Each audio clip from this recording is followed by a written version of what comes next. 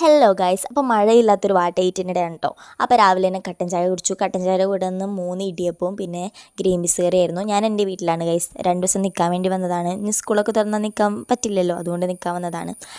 ഉച്ചയായപ്പോൾ നല്ല ചാള മുളകിട്ടതും പിന്നെ ചാള പൊരിച്ചതും ചാളയുടെ തലയും ഞങ്ങൾ ഫ്രൈ ചെയ്തിട്ടു. അടിപൊളിയാണ്. പിന്നെ തോരനുണ്ടായിരുന്നു, പയറിട്ട തോരൻ, പയർ തോരനായിരുന്നു.